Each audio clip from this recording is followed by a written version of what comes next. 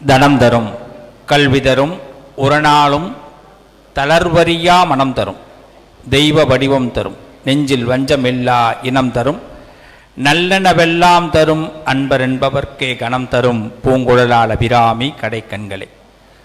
ஐயா அவர்கள் இந்த எனக்கு இப்படி பெரிய நிர்பந்தத்தோடு பெரிய கஷ்டத்தோடு ஒரு மைக்கை கொடுத்துருக்கார். நாங்கள் எத்தனையோ மீடியாவிலலாம் இந்த ஜோதிட விஷயங்களை பேசியிருக்கிறோம். நாங்கள் சேனலில் எல்லா சேனல்லையும் ஜோதிட விஷயங்களை பேசும்போது ஒரு பயமே இல்லை. ஏன்னா ரொம்ப தைரியமாக பேசியிருக்கிறோம். இங்கே பேசும்போது மிகப்பெரிய பயம். காரணம் என்னென்னா, எனக்கு பின்னாடி சனீஸ்வர பகவான் இருக்கார். அவரை பற்றி சொல்ல சொல்லி உத்தரவு. இப்போ எனக்கு எப்படி இருக்கும்? அவர் என்ன நினைக்கிறாருன்னு நமக்கு தெரியாது. அவர் நினைக்கிறத நான் கரெக்டாக சொல்லணும். தப்பாக சொன்னால் அவர் முதல்ல எனக்கு ரிவிட் வச்சுடுவார். ஏண்டா நான் இப்படிலாம் செய்ய போகிறதே இல்லை, நீயா ஒன்று விட்றிய அப்படின்ட்டாருன்னா எனக்கு பிரச்சனை. அப்போது நீங்கள் நல்லா இருக்கணும்னு நினைக்கிறத விட சனி பகவான் என்ன கொடுக்க போகிறாருங்கிறத நான் உங்கள்கிட்ட உண்மையை சொல்லணும்.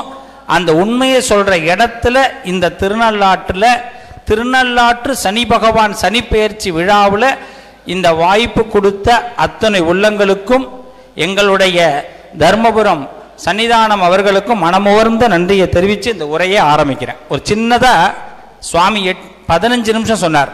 அப்படிலாம் நான் அவ்வளோ தூரம் போக மாட்டேன். சனிக்கு பிடிச்சது 8, அதனால் 8 நிமிஷம் உங்களை விட்டுடுறேன். ஆனால் 8 நிமிஷம் உங்களை பிடிக்க போகிறேன். பிடிக்கிற சனி, ஏன்னா என் பேர் மணி. சனியையும் பகச்சிக்க கூடாது, இந்த மணியையும் பகச்சிக்க கூடாது. அதில் தான் நானும் மணினா என் பேர் மட்டும் சொல்லலை, நேரத்தை பகச்சிக்க கூடாது அப்படின்னு அழகாக சொல்லி ஆரம்பிக்கிறோம். முதல்ல இந்த எங்களுக்கு இது மாதிரி ஒரு கூட்டமைப்பை ஏற்படுத்தணும்னு ஒரு ஐடியா பண்ணி எங்களுக்கெல்லாம் ஃபோன் போட்டு எங்களுடைய நேரத்தை அழகாக வாங்கின எங்களுடைய ஐயா, அகில இந்திய ஆதிசைவ சிவாச்சாரியார்கள் சேவா சங்கத்துடைய தலைவர், நிரந்தர தலைவர் எங்கள் ஐயா. ஏன்னா எங்கள் எல்லாருக்கும் அவர் தான். அப்படிப்பட்ட ராஜா சுவாமிநாத ஐயா அவருடைய ஆசீர்வாதம் எங்கள் எல்லாருக்கும் எப்பயுமே உண்டு. இந்த பக்கம் பார்த்தீங்கன்னா 2 சபை இருக்குது. ஒன்று வேதத்துக்கு முன்னாடியும் ஆகமத்துக்கு முன்னாடியும் நான் பேசுகிறதுக்கு ரொம்ப கடமைப்பட்டிருக்கிறேன், புண்ணியம் பண்ணியிருக்கிறேன். இதெல்லாம் பாருங்கள், வேதம் ஆகமம் தெரிந்த சபை, இது தெய்வீகம் தெரிந்த சபை. இப்போ 2 சபைக்கு முன்னாடி நான் பொய்யே பேச முடியாது. பின்னாடி இருக்கிறது சனி பகவான், இந்த சபை எனக்கு இப்படி இருக்குது. இப்போ நான் ரொம்ப எளிமையாக 2 விஷயத்த சொல்கிறேன். இன்னைக்கு நாம் பேசக்கூடிய விஷயத்துக்கு முன்னதாக நான் இந்த மேடைக்கு வந்து உட்காந்துருக்கிறேன். நீங்கள் எல்லோரும் கீழே உட்காந்துருக்க, எல்லாரும் எப்படி உட்காந்துருக்கீங்கன்னு தெரியுமா? என்னடா எப்படா முடிப்பாங்க, பரதநாட்டியம் வேறு இருக்குது, நாங்கள்லாம் 6 மணிக்கு வந்துட்டோம், இன்னும் நடக்கலையே அப்படின்னு கூட நினைக்கிறவங்க இருக்காங்க. ஆனால் இந்த மேடையில் உட்காந்துருக்கும் போது தான் அதோட வருத்தம் தெரியும். இங்கே 4 ஆக்சிஜன் பல்பு இருக்குது, கண்ணு அப்படியே ஒன்றுமே தெரியல. இதில் நாங்கள் கிட்டத்தட்ட 2.5 மணி நேரமாக உட்காந்துருக்கோம். சரி, நாங்களாவது 2.5 மணி நேரம் உட்காந்துருக்கோம். அந்த அண்ணா செல்லை வச்சுருக்கார், நான் செல்லை பார்க்குறேன், இந்த அம்மா பேப்பர் படிக்கிறா, இப்படிலாம் இருக்கிறோம். ஆளுக்கால் நம்ம எல்லாம் பாருங்க, எல்லாரும் என்ன பண்ணுறோம், இப்படி உட்காந்துருக்குறோம், முடியல, இப்படி உட்காந்துருக்குறோம். ஆனால் நாங்கள் நம்ப மாட்டேன், நமக்கெல்லாம் குருநாதராக இருக்கக்கூடிய நம்ம சன்னிதானம் அவர்கள் 2 நாளாக நானும் பார்க்குறேன், என்னுடைய இந்த அவளுடைய 3 டிவிலையும் பார்க்குறேன், இந்த போர்ஷனை விட்டு நகரல. ஒரு செல் பார்க்கல, ஒரு பேப்பர் படிக்கல. எப்படி சுவாமி? இப்போ கூட பார்த்தேன்னா அவளுடைய ஜடாமுடியிலேருந்து அந்த ருத்ராட்சத்தை எடுத்து ஜபம் பண்ணிட்டு சங்கல்பம் பண்ணி ஜபம் பண்ணி திரும்பி அங்கே வச்சுட்டார். நான் அண்ணாவை பார்த்துட்டே இருக்கேன். அதை சொல்லுவா, காஞ்சி பெரியவாளை பற்றி ஒரு பாட்டு பாடுவா, பார்த்துக்கிட்டே இருக்க தோணுது அப்படின்னு ஒரு பாட்டு ஒன்று வரும். நான் உண்மையிலே அவரை பார்த்துட்டே இருக்கேன். எனக்கு இதுமாரி ஒரு பாக்கியம் கிடச்சதுக்காக நான் என்ன வேணாலும் செய்யலாம். நாம் எல்லாம் சிந்திக்கணும். இந்த இடத்துல நாம் சபைக்கு மரியாதை கொடுக்குறோம், அது அண்ணா கிட்ட நாம் தெரிஞ்சுக்கிறோம். இந்த மாதிரி பிள்ளைகள் ரொம்ப 8 விஷயத்தை மட்டும் சொல்லி முடிக்கிறேன். சனி பகவான் உங்களை பிடிச்சிருந்ததுனால தான் வந்து உங்கள்கிட்ட உட்காருவார். ஆனால் சனிக்கு பிடிக்காதபடி நாம் இருக்கவே கூடாது. முதல் விஷயம், நமக்கு சனிக்கு பிடிக்காத என்ன தெரியுமா? சபைக்கு மரியாதை கொடுக்கலைன்னா சனிக்கு பிடிக்காது. வயசில் பெரியவர்களுக்கு மரியாதை கொடுக்கலைன்னா சனிக்கு பிடிக்காது. சொல்லி கொடுக்கக்கூடிய வாத்தியார்கள் குருமகான்களுக்கு மரியாதை கொடுக்கலைன்னா சனிக்கு பிடிக்காது. பெத்தவாளை மதிக்கலைன்னா சனிக்கு பிடிக்காது. தயவு செய்து இங்கே இருக்கிற பிள்ளைகள் எல்லாருக்கும் சொல்கிறேன், மனமகிழ்ந்து சொல்கிறேன், வணங்கி சொல்கிறேன், பெத்தவங்களை குருமார்களை சபைக்கு மரியாதை கொடுங்க. சில பேர் என்ன பண்ணுவா, இப்படி உட்காந்துருப்பான், அண்ணா கோச்சுக்காதீங்க, சின்னதாக ஒரு உதாரணம், இப்படி உட்காந்துருப்பான், நம்ம அப்படி வருவோம், தெரியல எனக்கெல்லாம் அவனை யாருன்னே தெரியாது அப்படின்னு, அப்படி நம்ம உண்மை அவள் ஆனால் பெரியவா தான், அதை கண்டுக்கவே மாட்டான். ஆனால் அதே நீங்கள் அவள் வந்திருக்கும் போது நம்ம எழுந்து நின்று பாருங்களேன், இந்த மரியாதை உங்கள் வாழ்வாங்கும் கிடைக்கும், உங்களுக்கு திரும்பி ரிப்பீட்டில் கிடைக்கும். அதே நீங்கள் மரியாதை கொடுக்கலன்னா அதே கொடுக்காத இடமும் திரும்பி வரும். இன்னைக்கு நாம் எல்லாம் தெரிஞ்சுக்கணும். நீங்கள் எல்லாம் நல்லா இருக்கணும்னு ஆசைப்படுறீங்களா? எல்லாரும் சந்தோஷமாக இருக்கணும்னு ஆசைப்படுறீங்களா? எல்லாரும் பணத்தோடு இருக்கணும்னு ஆசைப்படுறீங்களா? நீங்கள் செய்ய வேண்டியது ஒன்றே ஒன்று, எல்லாருக்கும் மரியாதை கொடுங்க. ரெண்டாவது விஷயம், மௌனமாக இருங்க. நாம் சன்னிதானத்தை பார்த்து கற்றுக்க வேண்டியது இப்படி தான், வேற ஒன்றுமே இல்லை. சனி பகவான் நம்மளை ஒன்றுமே பண்ண மாட்டார், அவருக்கு இதுதான் ரொம்ப பிடிக்கும். நாம் என்ன வேலைக்கு வந்தோம் அந்த வேலையை செய்கிறோம், அவ்வளவுதான். இதை மட்டும் செஞ்சு பாருங்க, மற்றவங்களுடைய மனசை நொறுக்கிடாதீங்க. அதாவது சனிக்கு 2 காரகத்துவம் இருக்கு. ஒன்று இரும்பு காரகன்னு சொல்லுவோம். இரும்பு தொழில் பண்ணுறவங்களாம் சனியோடைய ஆதிக்கம் அவங்களுக்கு ரொம்ப நல்லா வரும். அதே மாதிரி சனி உடல் தன்மையில் இதயம் சம்பந்தப்பட்டவர். நம்ம மூளைக்கு யாராவது பாருங்க, பிப்ரவரி 14ஆம் தேதி அன்னைக்கு யாராவது மூளையை படம் வரைஞ்சி கொடுத்தீங்களா? கிடையாது.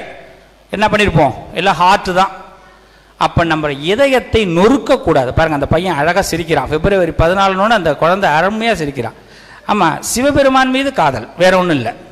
நீங்கள் வேற எதுவும் தப்பாலாம் புரிஞ்சிக்கக்கூடாது. அதனால நன்னா பாருங்க, நம்ம வாழ்க்கையில் இதயத்தை தயவு செய்து நொறுக்கிடாதீங்க. யாரோட இதயத்தையும் ஒருத்தவங்களை கஷ்டப்படுத்துகிற மாதிரி பேசிடாதீங்க. அதே மாதிரி நாமளும் கஷ்டப்படுற மாதிரி மற்றவா பேசுனா அந்த இடத்த விட்டு விலகிடுங்க, அவ்வளவுதான்.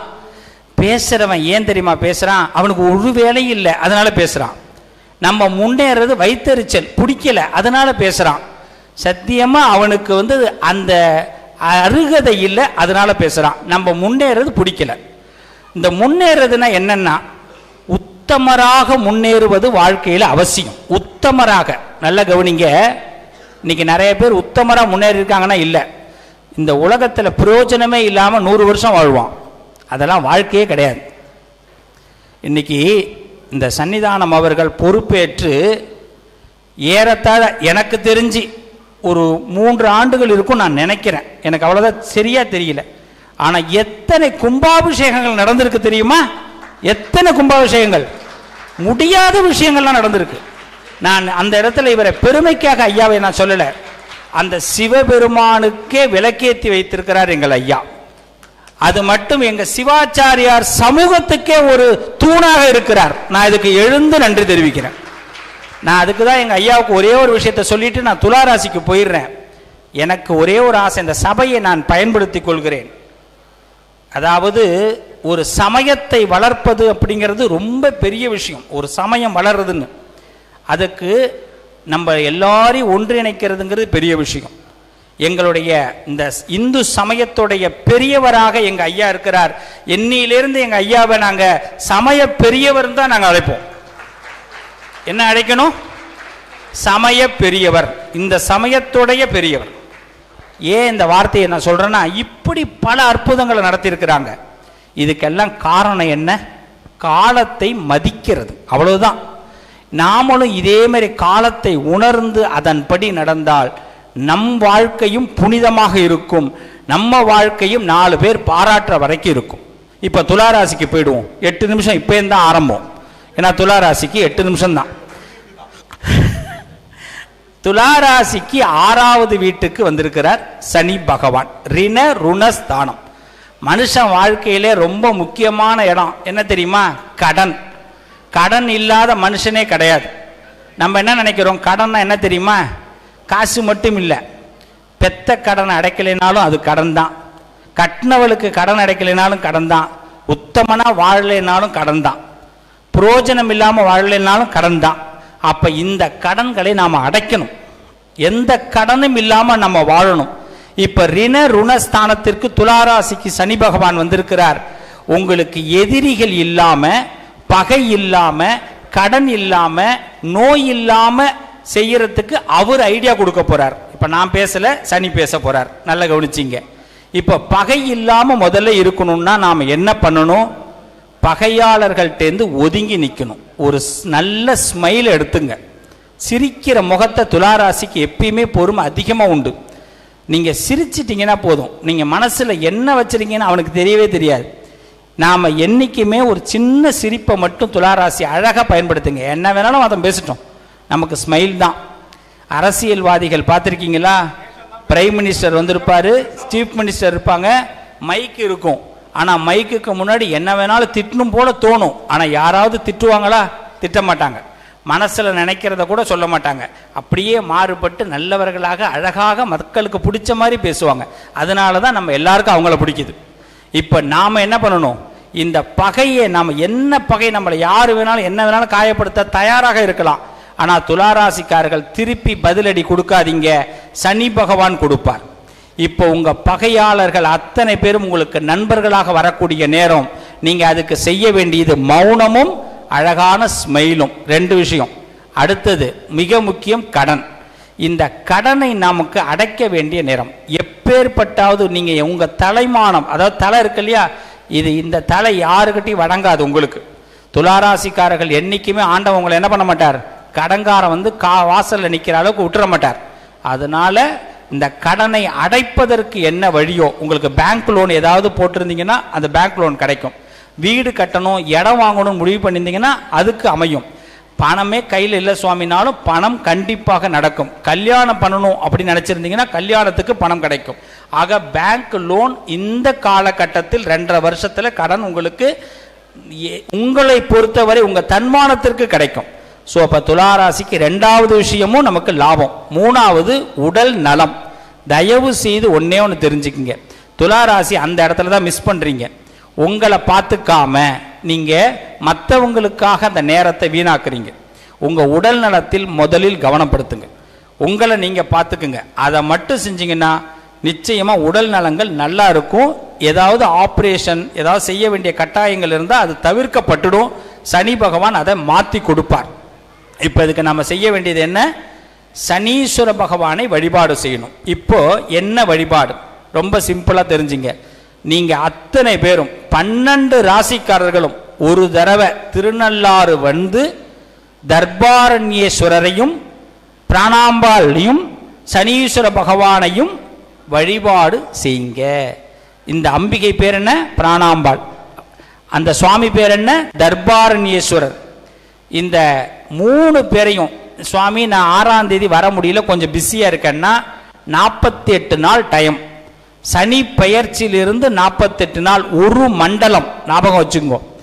ஒரு மண்டலத்துக்குள் ஒரு நாள் திருநள்ளார் வந்துருங்க. வந்து தரிசனம் பண்ணுங்க. சிவாச்சாரியார்கள் சங்கல்பம் பண்ணுவாங்க. பொதுவாக சிவாச்சாரியார்கள் எல்லாரும் என்ன பண்ணுவாங்க? சங்கல்பம் பண்ணி தான் சுவாமி கிட்ட உங்களுக்காக சங்கல்பம் பண்ணுவா.